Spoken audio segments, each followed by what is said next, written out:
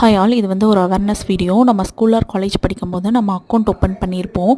கொஞ்ச நாளைக்கு அப்புறம் அந்த அக்கௌண்ட்டை க்ளோஸ் பண்ண சொல்லிட்டு நம்ம இன்ஸ்டியூட் முடிச்சுட்டு வெளியே வந்துடுவோம். பட் ஆக்சுவலாக அவங்க அந்த அக்கௌண்ட் க்ளோஸ் பண்ணுறதில்ல.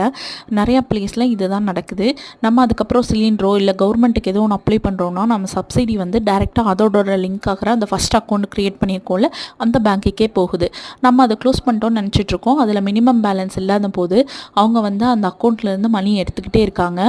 இப்போ எனக்கு சப்சிடி வந்து அந்த மந்த்லி வர 236 ருப்பீஸில் அவங்க வந்து மினிமம் பேலன்ஸ் இல்லைன்ட்டு 115 கிட்டே எடுத்துகிட்டே இருக்காங்க. ஒவ்வொரு டைமும் அவங்க சப்சிடி வர்றக்கு 0 பேலன்ஸ் மெயின்டைன் பண்ணி அக்கௌண்ட்லேருந்து கிட்டத்தட்ட ஒரு 3 வருஷமாக அவங்க அமௌண்ட் எடுத்துகிட்ருக்காங்க. எனக்கு ஏடிஎம் கார்டும் எக்ஸ்பைரி ஆயிடுச்சு. நாங்கள் வேறு ஊரில் இருக்கோம். அந்த பிரான்ச்சில் போய் கேட்டால் நீ மெயின் பிரான்ச்சுக்கே போன்னு ரெஸ்பான்ஸ் பண்ணுறாங்க. ஒரு ப்ராப்பர் ரெஸ்பான்ஸே கிடையாது. நீங்கள் எல்லாருமே உங்களோட பழையோட அக்கௌண்ட் செக் பண்ணி பாருங்கள்.